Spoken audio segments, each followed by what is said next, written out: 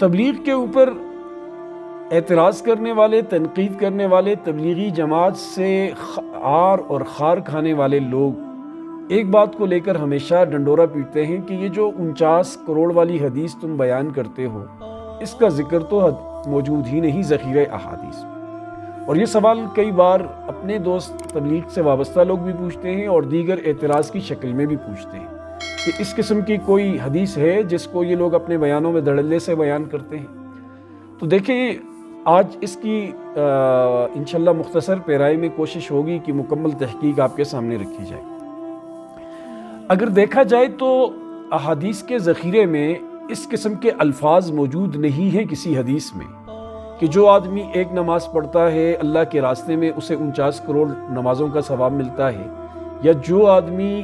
ایک روزہ رکھتا ہے اس کو 49 کروڑ روزوں کا ثواب ملتا ہے، ایک سبحان اللہ سے 49 کروڑ سبحان اللہ کا ثواب ملتا ہے۔ اس قسم کے الفاظ موجود نہیں ہیں۔ یہاں تک تو بات ان کی ٹھیک ہے، لیکن یہ جو مفہوم ہے کہ اللہ کے راستے میں بدنی عبادت جو ہے ان کے کرنے سے 49 کروڑ کا ثواب ملتا ہے، یہ مفہوم دو حدیثوں کے ملانے سے نتیجہ اس کا نکلتا ہے، یعنی دو حدیثوں کے ملانے سے یہ مفہوم جو ہے اخذ ہوتا ہے۔ وہ اس طرح کے ابن ماجہ کی روایت ہے جس میں آپ صلی اللہ علیہ وسلم نے فرمایا، جس کا مفہوم اور خلاصہ ہے کہ جو بندہ کسی اللہ کے راستے میں نکلنے والے کے لیے کوئی نفقہ خرچ وغیرہ کرتا ہے اور وہ خود گھر میں ہوتا ہے تو اس کو ایک کے بدلے 7 لاکھ کا ثواب ملتا ہے، یعنی جو دوسرے پہ خرچ کرتا ہے۔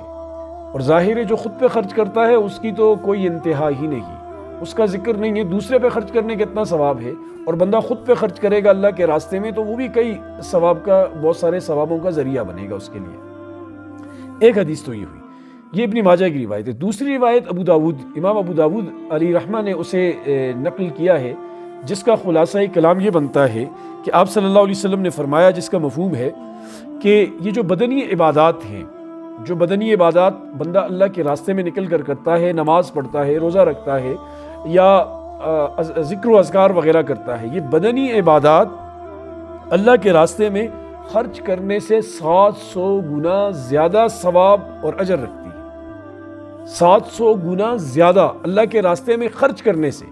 اب اللہ کے راستے میں خرچ کرو تو 7 لاکھ روپے، 7 لاکھ کا ثواب، اور یہ 700 گنا زیادہ ہو گئی اللہ کے راستے میں خرچ کرنے سے، تو 7 لاکھ کو 700 سے ضرب دو تو نتیجہ 49 کروڑ ملتا ہے۔ اس لیے یہ 49 کروڑ والی بات ٹھیک ہے، لیکن اس کو یوں نہیں کہنا چاہیے کہ حدیث ہے کہ حضور صلی اللہ علیہ وسلم نے فرمایا، بلکہ یوں کہنا چاہیے کہ حدیث کا مفہوم ہے، حضور علیہ السلام کے فرمان عالی کا مفہوم ہے، جس سے یہ نتیجہ نکلتا ہے کہ اللہ کے راستے میں ایک نماز پڑھنے سے 49 کروڑ نمازوں کا ثواب ملتا ہے، اور یوں بدنی عبادات جو ہے وہ 49 کروڑ میں کنورٹ ہوتی ہے۔ لیکن ایک چیز کا خیال رکھیں ہمارے تبلیغی جماعت کے حضرات بھی، کہ وہ کمپیریزن نہ کیا کریں، ان میں آپس میں تقابل نہ کیا کریں کہ حرم میں نماز پڑھنے کا ثواب 1 لاکھ، مسجد نبوی میں 50,000 یا بعض روایات کے مطابق 1,000، اور مسجد اقصی میں 500 یا کم و بیش، اور اللہ کے راستے میں تبلیغ میں نکلنے کا 49 کروڑ۔ یہ جو تقابل ہے اس کا کوئی فائدہ نہیں، یہ تقابل کے۔ اب جو بندہ اللہ کے راستے میں حج کے لیے جاتا ہے تو ظاہر ہے حج کرنے والا بھی اللہ کے راستے میں ہے، عمرہ کرنے والا بھی اللہ کے راستے میں ہے، مدرسے میں پڑھنے والا طالب علم بھی اللہ کے راستے میں ہے، تبلیغ میں جانے والا بھی اللہ کے راستے میں ہے، جہاد کرنے والا بھی اللہ کے راستے میں۔ تو یہ جو فضائل ہیں یہ صرف تبلیغ کے ساتھ وہ خاص نہیں ہے، سب کو حاصل ہے۔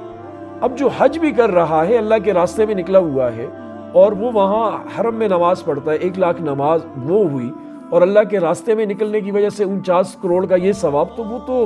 ہماری کیلکولیشن سے ہی باہر کی بات بنتی ہے۔ تو اس لیے یہ تقابل نہیں کرنا چاہیے، اس سے فائدہ نہیں ہوتا۔ اللہ ہمیں سمجھ کی توفیق نصیب۔